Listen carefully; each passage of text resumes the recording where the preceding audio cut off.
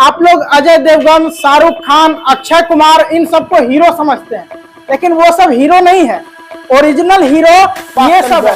पूरी दुनिया हिटलर से डरती थी, लेकिन इनको जाने के बाद हिटलर इनका बहुत ज्यादा सम्मान किए। अंग्रेजों की गोलियों का सामना करेंगे, हम आजाद हैं, आजाद ही रहेंगे। अंग्रेज इसके लिए 700 आदमी रखा था इसको पकड़ने के लिए। सरदार उधम सिंह, जिन्होंने अंग्रेजों के घर में घुसकर वो डायर को मारा था, क्योंकि उन्होंने जलियांवाला बाग कराया और जलियांवाला बाग में लगभग 2000 आदमी मारे गए थे। झांसी की रानी 1857 का विद्रोह में अंग्रेजों को गजब मारी। पाकिस्तान गरीब क्यों हो गया? उसका भूखमरी का स्थिति इसलिए आ गया। इस बार भारत के 77वां स्वतंत्रता दिवस के अवसर पर हम रोजाना इन रियल हीरोज की कहानियों को आपको बताएंगे। अभी के शाहरुख खान, अमिताभ बच्चन, अजय देवगन ये सब देश के रियल हीरो नहीं है, ये सब एक्टर है, एक्टिंग करते हैं। अगर फिल्म भी बनाते हैं इन लोगों पर तो वो एक एक्टर है, क्योंकि ये लोग अभी जीवित नहीं है, ये लोग सब शहीद हो गए।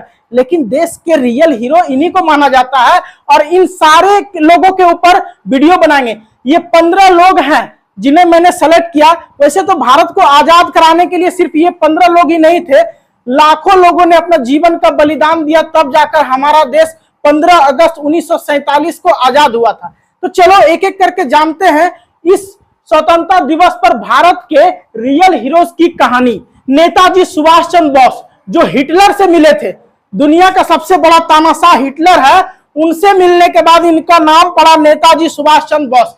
पहले ये थे सुभाष चंद्र बोस, लेकिन हिटलर इनसे प्रभावित होकर इनको बोले कि आप नेताजी हैं, आप किसी को भी पिघला सकते हैं, आप किसी को भी समझा सकते हैं, इसलिए मैं आपको उपाधि देता हूं कि आज से आपका नाम नेताजी सुभाष चंद्र बोस रहेगा। और वही हिटलर के वजह से इनका नाम पड़ गया नेताजी सुभाष चंद्र बोस। पूरी दुनिया हिटलर से डरती थी, लेकिन इनको जाने के बाद हिटलर इनका बहुत ज्यादा सम्मान किए। कैसे सम्मान किए इनकी कहानियों के द्वारा हम जानेंगे। ठीक है, आगे ये है सरोजिनी नायडू, जो भारत की एक ऐसी महिला थी जिन्होंने देश की आजादी के लिए सारी महिलाओं को तैयार की, महिलाओं के लिए प्रेरणा स्रोत बनी और महिलाओं को यह बताई कि किस तरह हम लोग को भी मर्दों के साथ आगे आना होगा, तभी अंग्रेज यहां से भागेंगे। ठीक है, यह है सरदार वल्लभ भाई पटेल। जैसा नाम वैसा काम, इन्हें लौह पुरुष माना जाता, लौह पुरुष। इसलिए कि जब हमारा देश आजाद हुआ था उस समय हमारा देश बहुत टुकड़ा में बटा हुआ था, बहुत टुकड़ा में। जैसे आप देखते हैं हमारे बिहार में ही 20-30 गो राजा का आप नाम सुनेंगे, वैसे पूरे देश में सब मिला के लगभग 550 राजा था, यानी 550 आदमी मिलकर देश को चला रहा था।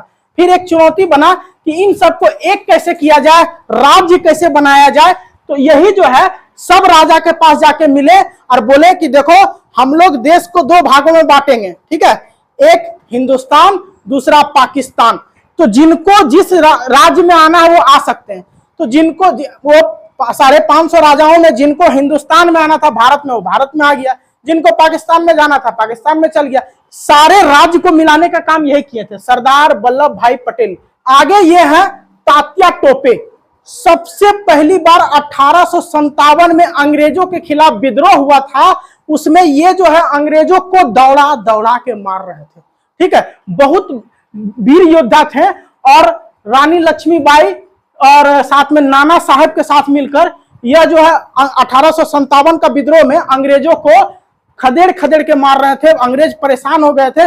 उस समय भी अगर थोड़ा संयम रखते भारतीय तो हमारा देश 1857 में ही आजाद हो जाता। लेकिन चलो कोई बात नहीं, लगभग 90 साल लगा आजाद होने में। उस बीच इन्होंने उस समय आजादी की बिगुल बजा दिए थे।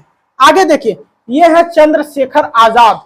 ये इनका कहना था अंग्रेजों की गोलियों का सामना करेंगे, हम आजाद हैं, आजाद ही रहेंगे।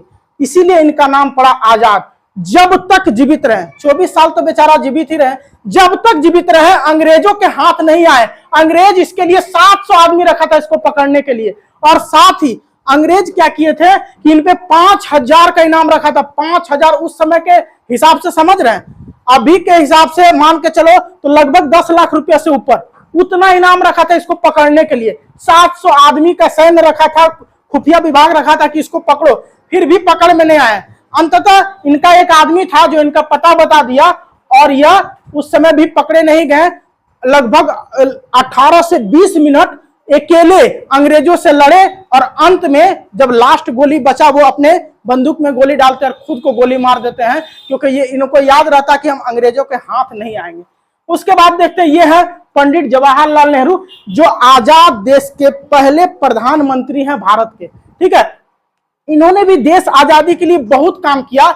लगभग 1915-20 से 1947 तक अंग्रेजों के खिलाफ लड़ते रहे शांतिपूर्ण ढंग से और उन्हें कई आंदोलन में बैकफुट पे लाया और देश को आजाद कराने में बहुत महत्वपूर्ण भूमिका निभाए थे। इसी कारण इनको देश का पहला प्रधानमंत्री नियुक्त किया गया। आगे ये है आपका मंगल पांडे। 1856-57 में पहली बार अंग्रेजों से लड़े थे और अंग्रेज को बोल दिए थे कि तुम एक दिन जरूर यहां से भागेगा और बहुत जल्द भागेगा। 1857 में ही।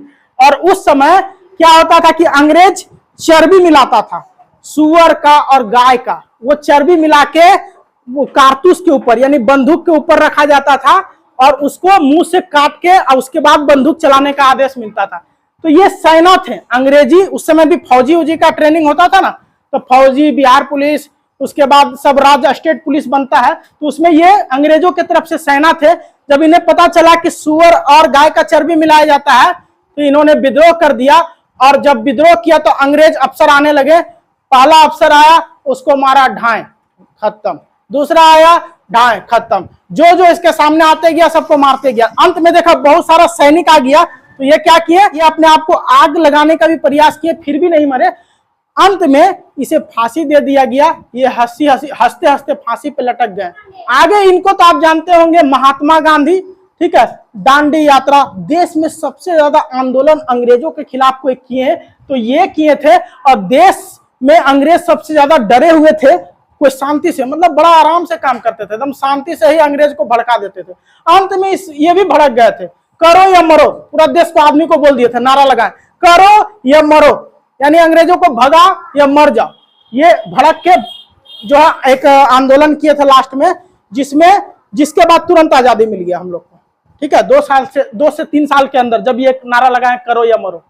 उसके बाद ये है सरदार उधम सिंह, जिन्होंने अंग्रेजों के घर में घुसकर ओ डायर को मारा था, क्योंकि उन्होंने जलियांवाला बाग कराया और जलियांवाला बाग में लगभग 2000 आदमी मारे गए थे और कई आदमी घायल हो गए थे। उसी का बदला ये इंग्लैंड जाके लिया और इंग्लैंड में भरी सभा में सबके सामने गोली मारा ओ डायर को। और मारने के बाद जब वो फड़फड़ा रहा था, देखते हैं ना किसी को मारता है सीना में तो थोड़ा देर फड़फड़ाता है, तो जब फड़फड़ा रहा था तो बोला, डायर पहचानो हम कौन। तो बुढ़वा क्या बोलेगा, बूढ़ा जो है फड़फड़ा रहा था, बोला कि कौन, तो बोला हम वही हैं जो तुमने आज से 20 साल पहले आदेश दिया था कि जाओ और जलियांवाला बाग में निहत्थे लोगों पर वार करो और तुमने 2000 से अधिक आदमी को मरवाया था।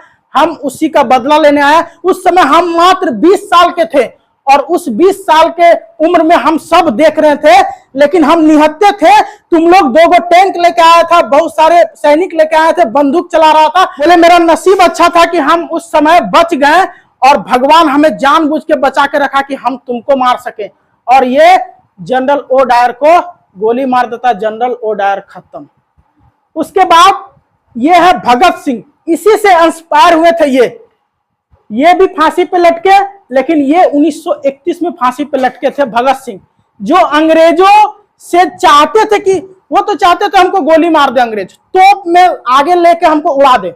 भगत सिंह चाहते थे कि अंग्रेज हमको तोप के आगे लगा ले और उसके बाद तोप को उड़ा दे, हमसे तोप से मार दे, हम चिथड़ा चिथड़ा कर दे हमको, क्योंकि वो चाहते थे कि हम मरेंगे तभी देश का लोगों में आजादी का उफान आएगा, तभी ये क्रांतिकारी बनेगा, तभी हम लोग आजाद हो पाएंगे। कौन चाहते थे? भगत सिंह। बड़ा तगड़ा आदमी थे। इनके साथ राजगुरु, सुखदेव, और इसी कारण सैंडर्स का हत्या और साथ ही असेंबली में बम फेंकने के मामले में इनको फंसाया गया और फांसी दिया गया। हंसते हंसते रस्सी को चूमे और फांसी पे लटक गए। चलो अब बात करते हैं झांसी की रानी। 1857 का विद्रोह में अंग्रेजों को गजब मारी थी। इसी का बदला लेने के लिए 1858 में यानी 1858 में अंग्रेज आया और इनका राज को कब्जा करना चाहा, क्योंकि इन जो ये थी, ये इनके पास एक बच्चा था 2 साल का, जो ये गोद ली थी किसी और घर से। इनका पति मर गया था और इनका पति जब तक रहा झांसी को अंग्रेज कब्जा नहीं कर पाए थे। इनका पति मरने के बाद सोचा अंग्रेज सब अब आसानी से झांसी को कब्जा कर लेंगे, लेकिन उनको क्या पता था कि झांसी पे एक रानी भी है जिसके वजह से इनको कब्जा करना बहुत मुश्किल है। हालांकि वो बहुत ज्यादा सैनिक लाके झांसी पे तो कब्जा कर लिए। उसके बाद ये एक ग्वालियर की किला में आके रुकती है और वहां पे वहीं से अपने सेना को तैयार करती, बहुत सारी महिलाएं और पुरुष को तैयार करके एक सेना तैयार करती है और अंग्रेजों से लड़ती है। लगभग 15 से 20 दिन तक युद्ध चलता है, जिसमें ये क्या करती है, अपने दोनों हाथ से एक साथ तलवार चलाती है और अंग्रेजों को काटती है और अपने बच्चे को पीठ पर बांध लेती है। अपने बच्चे को पीठ पे बांधती है, 2 साल का बच्चा पीठ पे बांधती है और बांधने के बाद वो क्या करती है कि दोनों हाथ से तलवार चलाती है। अब आप सोच रहे होंगे दोनों हाथ से कैसे तलवार चलाएगा, तो अपने जो वो घोड़ा का जो फीता रहता है जिससे घोड़ा हाँका जाता है, उस लगाम को अपने मुंह में लगाती थी, दांत में रखती थी और उसके बाद दोनों हाथ से अंग्रेजों को काटती थी। इनका जोश देख के इनके सेना में भी जोश आ जाता था। एक एक सेना 3-4 आदमी सैनिक को मारते थे और अंग्रेज बहुत ज्यादा परेशान हुए थे 1858 में। एक दिन इनकी जब मृत्यु होने लगी तो इन्होंने कहा मेरा शरीर अंग्रेज को नहीं लगना चाहिए, उन गोरे के हाथों मेरा शरीर नहीं जाना चाहिए। लास्ट में इनके सैनिक ने इसका अंतिम संस्कार किया अंग्रेजों को आने से पहले। बाद में जब अंग्रेज पहुंचे तो देखे इनका लाश जल रहा, फिर वो निराश होकर चले गए। उसके बाद ये है बाल गंगाधर तिलक। बाल गंगाधर तिलक जिन्होंने बहुत बड़ा क्रांति किया था देश में। गणेश पूजा, मुंबई में गणेश पूजा बहुत हर्षोल्लास के साथ होता था। वो पूजा में लोग ज्यादा सम्मिलित नहीं होते थे, ये हजारों लोग को गणेश पूजा में सम्मिलित करके मीटिंग बैठाते थे और अंग्रेजों को मुंहतोड़ जवाब देते थे। ये है लाल बहादुर शास्त्री, जिन्होंने छोटे थे, नाटे कद के थे। लाल बहादुर शास्त्री एकदम छोटे थे और यह देश के प्रधानमंत्री बने थे। ठीक है, भारत के पहले प्रधानमंत्री पंडित जवाहरलाल नेहरू और दूसरे प्रधानमंत्री यही थे। ठीक है, लाल बहादुर शास्त्री जो बहुत ब्रेव आदमी थे। जब पाकिस्तान हिंदुस्तान पे हमला किया था तो इन्होंने क्या कहा जानते हैं कि अगर पाकिस्तान हमारा कश्मीर कब्जा करेगा तो हम उसका लाहौर कब्जा कर लेंगे। और पाकिस्तान के पास एक ही चीज तो है, लाहौर। अगर वो कब्जा कर लेगा तो पाकिस्तान सही में भिखमंगा बन जाएगा। ऐसे तो अभी भिखमंगा है, पाकिस्तान भिखमंगा है, इसलिए कि अभी के समय में पाकिस्तान का स्थिति इतना खराब है कि खाने के लिए दाने पर मोहताज है। वो सही से भोजन नहीं मिल रहा और गोली बारूद खरीदता है, हिंदुस्तान को मारेंगे। अरे बकलोल पहले अपना घर तो देखो, पूरा परेशान है, घर में कुछ रोजी पूंजी है ही नहीं और बारूद पे बारूद। पाकिस्तान गरीब क्यों हो गया, उसका भूखमरी का स्थिति इसलिए आ गया कि इतना बारूद खरीद लिया, इतना बारूद खरीद लिया कि हिंदुस्तान के सामने आप अभी 10% नहीं है उसके पास। खूब बारूद खरीदा तो ये हिंदुस्तान के आगे उसका औकात नहीं हुआ कि 10% बारूद खरीद सके, क्योंकि हम लोग का देश में था APJ अब्दुल कलाम। तो सलाम है उनको भी, उनके बारे में भी चर्चा करेंगे। लेकिन फिलहाल ये आजादी के सब क्रांतिकारी हैं जिन्होंने देश को आजाद कराया। बाद में हम उन लोगों के विषय में भी चर्चा करेंगे। आगे है भीमराव अंबेडकर, बहुत शिक्षित आदमी, बहुत शिक्षित आदमी। संविधान लिखे थे 1950 में, लागू किए और वही संविधान का पालन आज तक करते आ रहे हैं। नॉलेज समझो, 2024 में भी लागू हो रहा, 2050 में भी होगा, 2100 में भी होगा। हमेशा इनके संविधान का पालन होगा, क्योंकि माइंड था इनके पास। क्या माइंड था, मतलब बेजोड़ माइंड। ऐसा माइंड शायद ही युग में कभी किसी का होता है। इसी कारण एक मोटा सा किताब संविधान के रूप में लिख दिए, जो आप लोग को पढ़ना चाहिए भविष्य में। अगर आप संविधान पढ़ते हैं तो आपको बहुत नॉलेज मिलेगा। तो उम्मीद है कि आपको इन सभी स्वतंत्रता सेनानी के बारे में पता चला होगा। एक एक कर डिटेल में बताएंगे, इनका जन्म कब हुआ, इनका मृत्यु कब हुआ, ये क्या क्या किए थे भारत देश को आजाद कराने के लिए, अंग्रेजों से किस प्रकार लड़े, किस प्रकार अंग्रेजों को दौड़ा दौड़ा कर मारे थे और इनके वजह से हमारा देश कैसे आजाद हो गया। 1857 में विद्रोह शुरू हुआ और 1947 में हमारा देश आजाद हुआ। 1857 से 1947 के बीच में ये सारे लोग आंदोलन किए थे। कौन कौन से आंदोलन किए, किस आंदोलन में किसका कितना अहम भूमिका रहा, एक एक चीज सभी के बारे में जानेंगे। उम्मीद है कि आपको इन सभी के बारे में जो भी बताएं आप में जोश और जुनून भर चुका होगा और जब इनकी एक एक कर कहानी बताएंगे तो आपको पूरा विश्वास हो जाएगा कि सही में देश के क्रांतिकारियों ने देश के लिए क्या क्या किया था।